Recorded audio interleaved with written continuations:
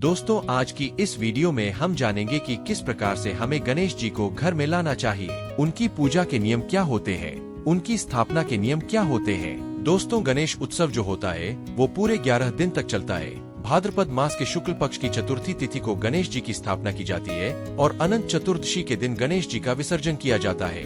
तो देखिए, जब आप मूर्ति ले तो उसमें कुछ खास बातें आपको ध्यान में रखनी होगी कि आपको एक इको फ्रेंडली मूर्ति ही लेकर आनी है। हो सके तो आप अपने हाथों से स्वयं गणेश जी का निर्माण करिए। मिट्टी से पार्थिव गणेश जी बनाकर आप उनका निर्माण करिए। देखिए, हमारे जो शास्त्रों में है वो पार्थ है, यानी कि मिट्टी की बनी हुई मूर्तियों का पूजा करने का विधान बताया गया है और इसलिए हमें पॉप या किसी अन्य पदार्थ की बनी हुई मूर्तियां को हमें घर में नहीं लाना है। तो हम एक इको फ्रेंडली गणेश जी की मूर्ति अच्छे से ढककर करके पूरे अच्छे प्रकार से लपेट कर लाते हैं और पूरे गाजे बाजे के साथ में पूरे परिवार सहित और अड़ोसी पड़ोसी से जितना भी हो सके उतने बड़े स्तर पर आप गणेश जी को ढोल नगाड़े बजाते हुए और नाचते गाते हुए गणेश जी को घर आना चाहिए। आप हो सके तो अपने पुत्र या पुत्री के बच्चों के हाथ से गणेश जी को लेकर के आए। घर में कोई भी पुरुष हो, कोई भी ला सकता है। गणेश जी का घर के द्वार पर उनका स्वागत किया जाता है। साथ में उनका भी तिलक करेंगे जो भी गणेश जी को लाए हैं। तिलक करने के बाद में आरती करेंगे और गणेश जी को भी हम प्रणाम करेंगे और स्वागत करेंगे कि हे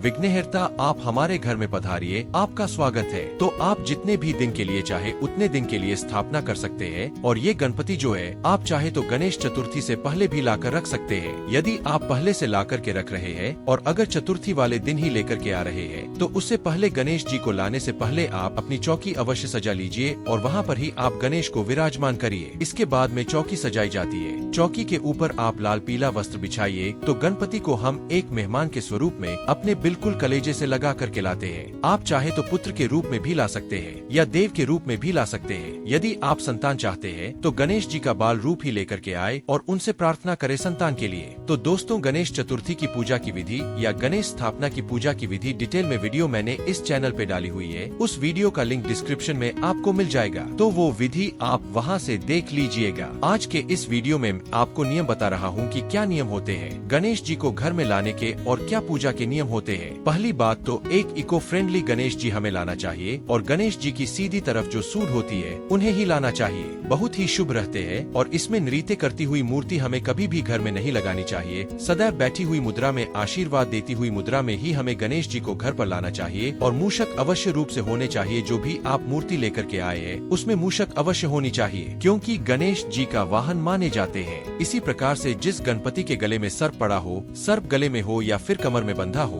तो जो ऐसे गणेश जी होते हैं वो धन संपदा देने में कभी भी कमी नहीं करते हैं। तो अगर आपको ऐसी मूर्ति मिल जाती है तो आप वो भी ला सकते हैं, नहीं तो जो मिल जाए वो आप ले आए। जहाँ पर आप स्थापना करेंगे उस जगह को भी आप अच्छे से देख लीजिए। वहाँ उसकी जो दीवार है वो बाथरूम से ना लगी हो, बेडरूम से ना लगी हो, यानी कि बेडरूम में कभी भी स्थापना नहीं करनी है। हमें बाथरूम के पास भी कभी भी गणपति की स्थापना नहीं करनी है। जब हम गणपति को लाते हैं तो धूप दीप अक्षत रोली मौली चंदन आदि से पूजन करते हैं, धूप और नैवेद्य चढ़ाते हैं। गणपति को मोदक का भोग अत्यधिक प्रिय होता है तो मोदक घर में बनाइए, क्योंकि देखिए गणपति जी हमारे घर आए हैं 10 दिन के लिए तो हम उनके लिए तरह तरह के भोग पदार्थ बनाते हैं, उन्हें अर्पित करते हैं। गणेश चतुर्थी की कथा भी आप सुन सकते हैं। इस दौरान हमें घर में कभी भी कलक्लेश नहीं करना है, बहुत ही खुशी से रहना है और घर में तामसिक भोजन भी हमें बिल्कुल नहीं बनाना है और ब्रह्मचर्य का भी पालन करना है जब तक हम गणेश जी को अपने घर में विराजमान रखते हैं। और कम से कम 2 समय तो हमें भोग आरती अवश्य रूप से करनी है। 2 समय गणेश जी की पूजा करनी है। बाकी तो आपकी श्रद्धा है, आप चाहे तो देखिए 4 बार 5 बार कितनी बार भी भोग आरती कर सकते हैं, लेकिन 2 बार अवश्य रूप से भोग लगे। बाकी जब आप शुद्ध सात्विक भोजन बनाते हैं तो जब भी आप भोजन बनाते हैं तो उसे सर्वप्रथम गणेश जी को अर्पित कीजिए, उसके बाद परिवारजनों में आप भोजन दीजिए। गणेश जी की चौकी की स्थापना हमें उत्तर दिशा, पूर्व दिशा या फिर उत्तर पूर्व दिशा में ही करनी है। इसके अलावा और किसी दिशा में हमें उनकी स्थापना नहीं करनी है। तो इस तरीके से हमें गणेश जी को अपने घर में लाना चाहिए, इस तरीके से उनकी स्थापना करनी चाहिए। इन सभी नियमों का पालन हम पूरे श्रद्धा के साथ में करते हैं तो गणपति बप्पा हमारी सभी मनोकामनाएं पूर्ण करते हैं। दोस्तों, उम्मीद करता हूँ आपको हमारे द्वारा दी गई जानकारी पसंद आई होगी। अगर वीडियो अच्छी लगी हो तो वीडियो को लाइक कर दीजिएगा और दोस्तों में शेयर जरूर कर दीजिएगा। और अगर आप चैनल पर पहली बार आए तो प्लीज़ चैनल को सब्सक्राइब करके बेल आइकन जरूर प्रेस कर दीजिए, जिससे कि इस चैनल पर जो भी नई वीडियो अपलोड होगी उसकी नोटिफिकेशन आपको समय पर मिल जाएगी। तो मिलते हैं आपसे एक और नई वीडियो के साथ, तब तक के लिए नमस्कार।